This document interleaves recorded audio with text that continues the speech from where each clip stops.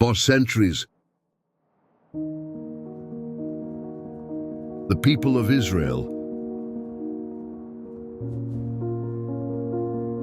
lived under the shadow of the Egyptian whip. Generations were born and died as slaves, working tirelessly under a relentless sun. Their dreams faded into the dust, and freedom was a word they scarcely dared to speak. But even in the midst of oppression, something remained alive. The silent hope that God had not forgotten them.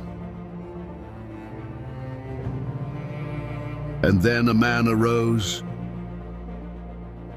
a man who had not even grown up among them, yet whose destiny was bound to that of an entire nation. His name was Moses, and his story was about to change the course of humanity. After fleeing Egypt for a crime he could not erase,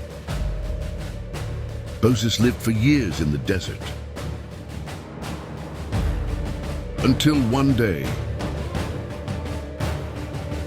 a burning bush called him by name. That encounter transformed the exile into a prophet, and the fugitive into a leader. With fear and obedience, Moses returned to Egypt to face the most powerful man in the world, the Pharaoh. He looked him in the eyes and declared, "Let my people go." His words were not just a request, but a direct challenge to the most powerful throne of that time. In that moment, the quiet shepherd from the desert stood as the voice of an entire nation, backed by the God who had sent him. The plagues were not mere punishments, but reminders that no human crown could challenge God. Finally defeated, Pharaoh gave in. Israel left Egypt in celebration, unaware that the greatest test was still ahead. Each plague struck deeper than the last, breaking Egypt's pride and revealing a power far greater than any earthly crown. By the time Pharaoh finally surrendered, the people of Israel realized that God himself was leading them into a new chapter, one that would test their faith beyond anything they had imagined. The people marched, guided by Moses, but God led them along an unusual path. far from the logical routes. They camped before the Red Sea, a vast barrier of water, impossible to cross. As they set up their tents, the sound of war drums shattered the desert's calm. Pharaoh had pursued them. Chariots, horses, and soldiers advanced, raising clouds of dust.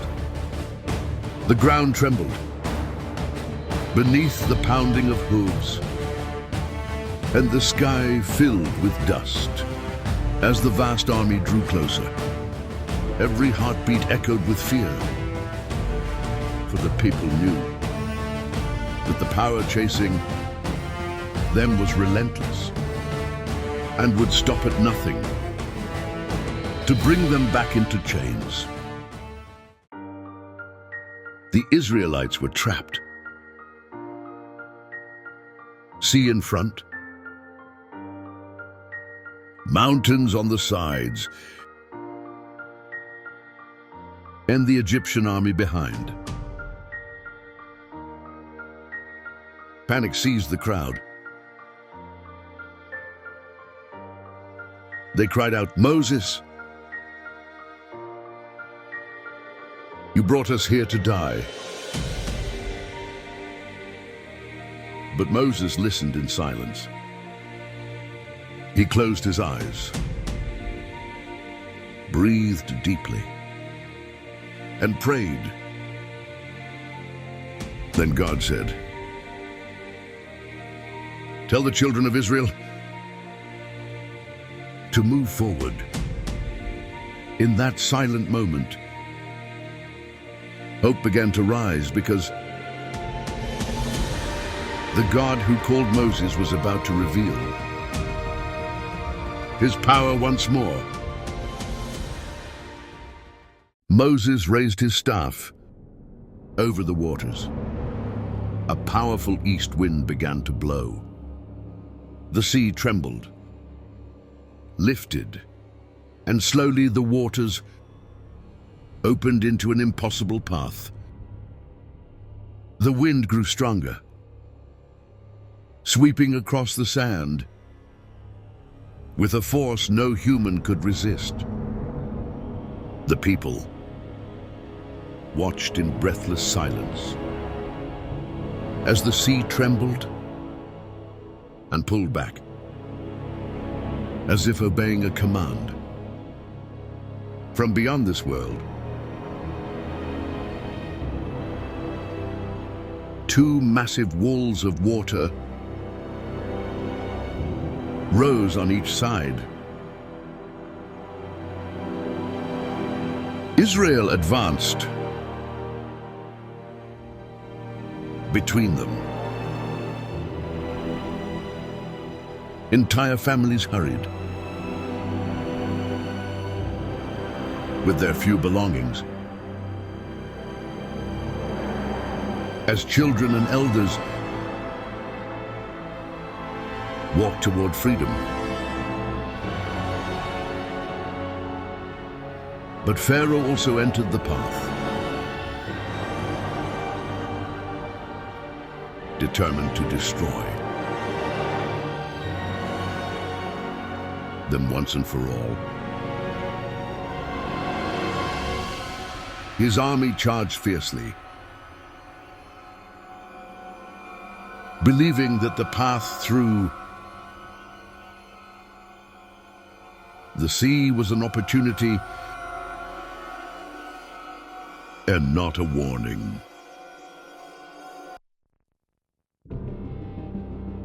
Then God spoke again.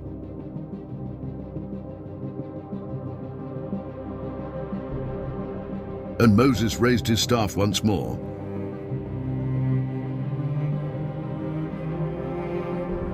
The walls of water shook.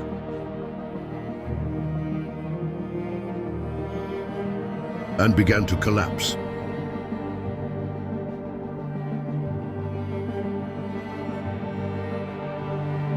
The sea returned with unstoppable force.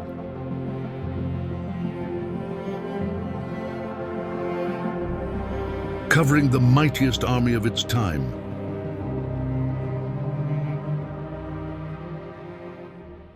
Israel watched from the shore.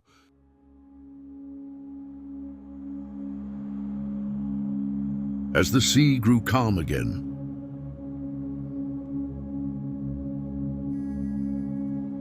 They were no longer slaves.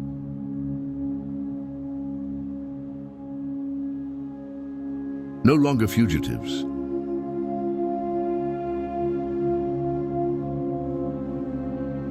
They were a free people.